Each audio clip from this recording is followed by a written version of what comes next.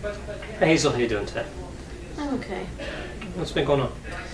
Well, last time I started to tell you a little bit about one of my friends, my best friend actually, she had this issue.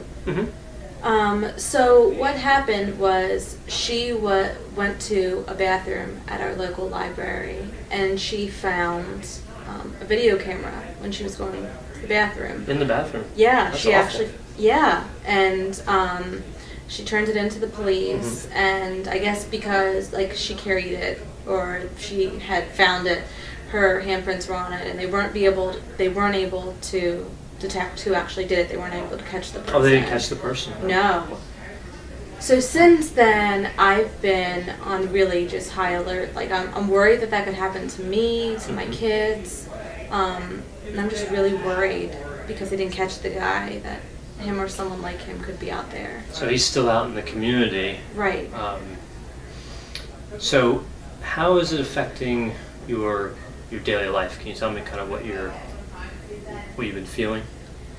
A lot of anxiety, just not knowing, maybe, what if someone were to videotape me like that. I've been very aware, shall I say, of cameras. Okay. So Like anxious and aware. Right, like I know you have one in your office, and people on their cell phone cameras. Right. How those? Just all the possibilities that I could be recorded. I've just been very aware of them, which makes me not want to go anywhere. So I've been having arguments with my husband a lot because he wants to go out to restaurants and I don't want to go because there could be cameras in the bathrooms. And how I dress also, as you can see, I'm kind of dressed more conservatively because I remember hearing once about cameras that people use on shoes that could be used in a creepy way, and so I can't, it's now almost summertime, I can't dress in skirts or be comfortable because I'm dressing like that. Right. So you covered a lot of ground there. So you have the feeling of being like worried, nervous, right? That it's going to happen to you, but you've also had to kind of change your routine, or you feel you have to change your routine to feel safer. Right. Has that helped? Has changing the way you dressed or changing where you go and when you go, has that helped reduce the anxiety? Not really. No? I would say it's really that's why I wanted to come in. It's really starting to affect my life. You mentioned specifically your husband. What's been going on there? He just wants to go places with our kids, like go out to eat, and I don't really want to go anywhere there because, cameras are everywhere nowadays. They are? Yeah. And I just kind of worry, like public bathrooms, could they be there? Could someone be, sometimes baby monitors are, hooked to phones and people can hack into that. Laptop cameras. So even in my own house, I've just been really nervous. So I feel like I'm not really getting relief from that anxiety. Have you taken any precautions because of this persistent worry? I mean, other than what you already mentioned, like with the Right. camera specifically, I mean. I've, when I go into bathrooms, I've been looking for cameras to make sure they weren't there before, me or my children have used the bathroom. I read online that you can how to turn off the cameras on your phone. Right. And that you can close your laptop, and that way the camera will face down. And the same thing on a smart TV, so it doesn't recognize your face. I've tried to turn things off that don't need to be on, as far as people being able to access my own information. And that seems reasonable. Right? So you've taken reasonable precautions to try to avoid being video recorded. Right. Against your will. Exactly. Okay.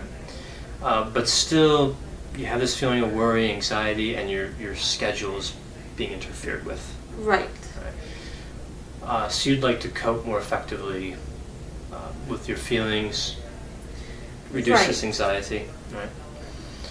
So when you enter into a public bathroom, now we talked about automatic thoughts before, right? Yes. And those thoughts that just kind of pop into our head, and they connect to feelings that can be unpleasant, Right. like anxiety and worry. So when you walk into a public restroom, what's the first thing that goes through your mind? that there might be a video camera that I don't see. That's maybe, like with my friend, it was big enough, but I might not catch it, and that someone's going to use that in a vulnerable way. Okay. So when you walk in, you're wondering if there's a camera there. Yes. And when that automatic thought occurs, what follows that in terms of a feeling or a behavior? Usually I'll try and find the camera, but it's usually anxiety, fear. My heart rate starts going up. I start getting really anxious. And then, I try and either rush to use the bathroom if I really have to go, or a lot of times if I don't, I'll just leave. And sometimes I try and use the bathroom at home so I don't have to go out. Alright, so your behavior is looking for the camera or sometimes just leaving without using the restroom. And your feeling is that anxiety and worry that we've been talking about. Okay. So really, if we think about, we talked before about like core beliefs, intermediate beliefs, and I'm wondering if the intermediate belief isn't I'm vulnerable, or this, more specifically maybe that's more of a core belief. More specifically, I'm vulnerable in this area, like with this guy on the loose that committed that crime. And then, that's combining with situations that you encounter, and that's where you're getting those automatic thoughts. Does that sort of make sense? Exactly. Okay. So you remember what in terms of cognitive therapy, we like to apply what we call the adaptive response or self-talk. Right? Mm-hmm. So it's that thought that you interject at that moment you realize you're having an automatic thought that's going to lead to, in this case, anxiety and worry and behaviors that, looking for the camera isn't maybe an unuseful behavior, but leaving, that could certainly be an unuseful behavior. So in terms of that self-talk, let's work to develop a self-talk response, something you can tell yourself to that initial, I wonder if there's a camera in this bathroom. Okay. All right.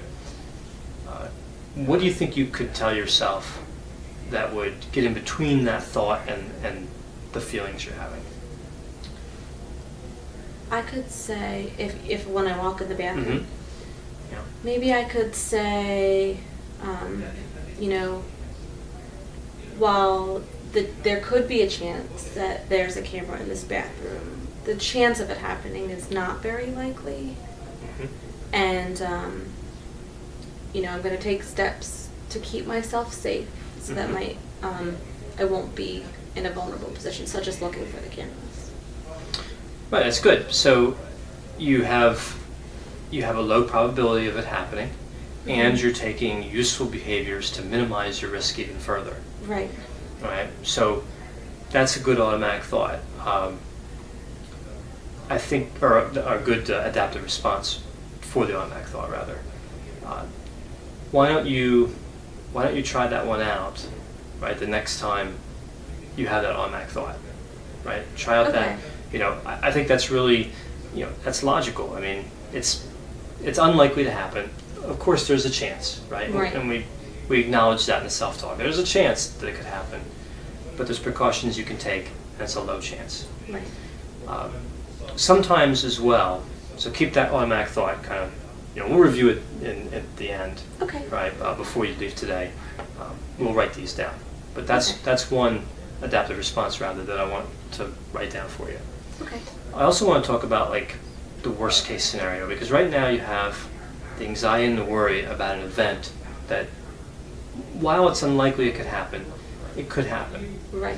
And I'm wondering how you think you would react if the worst did happen. If you used the restroom and you found out from law enforcement or by finding a camera that an offender had been, watching you, right, on a recording. How do you think you would react to that? I mean, I think I would be really upset. I think I would feel vulnerable probably for a while and be hesitant. But I mean, I think ultimately I would be okay. My friend, this happened a while ago, she's starting to get over it and get back to her usual routine, although she's still hesitant. So I think I would be okay eventually, although I'd be really upset that it happened. And it would make sense to feel upset, right? That would be upsetting for anybody. Right. But as you noted, that would probably be relatively temporary. That Right. distress, right? While Yeah. acute, and certainly you wouldn't be happy about it and shouldn't be happy about it, Right. it would probably go away. You'd probably learn to adapt. How long have you been in this state of anxiety and worry? Probably it happened like 2 months ago. 2 or months. so. And how many days in the average week are you affected by these feelings? Usually every day. Every day. Yeah. So if we can compare it, right, we have the chances of being recorded, right, illegally. That's a Right. low probability event. It can happen, probably not likely. The anxiety and the worry that you're having, that's a high probability event because you're suffering from it every day. Yeah, that's true. I never thought about it that way. Right.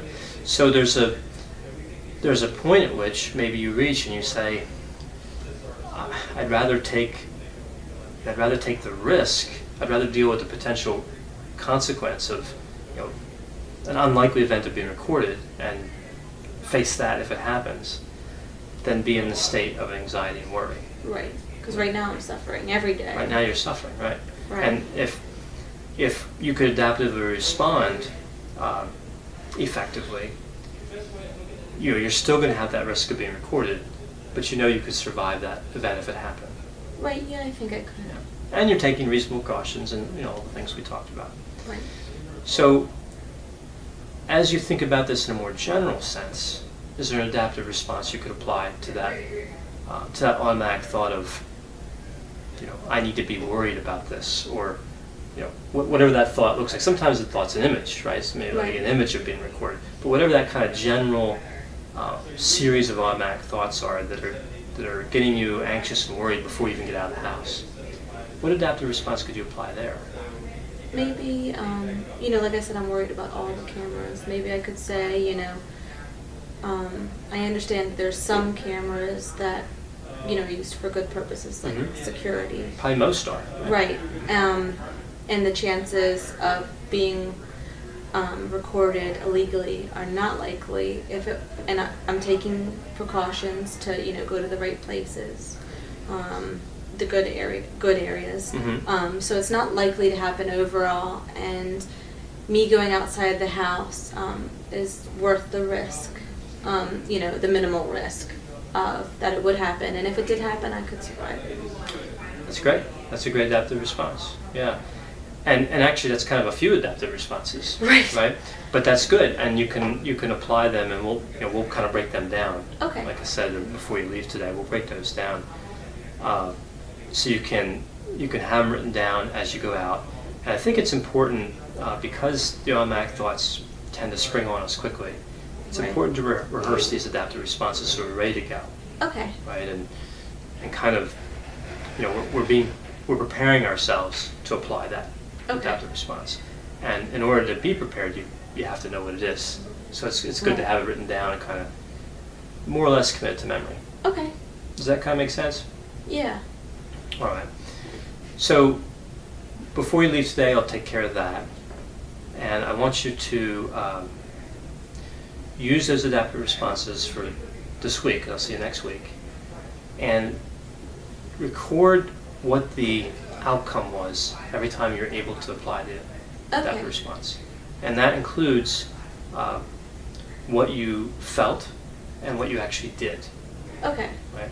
And of course, as you mentioned, any physiological reactions like your heart racing or anything like that. So that's Okay. really that's a behavior. But note both physiological behaviors and other behaviors. Okay. Ones that you're consciously controlling, and then any feelings. Okay. And we'll go through them. We'll go through each time you use it, one by one, depending how many there are, and kind of see if we need to adjust the adaptive response and see how well it's working. Okay.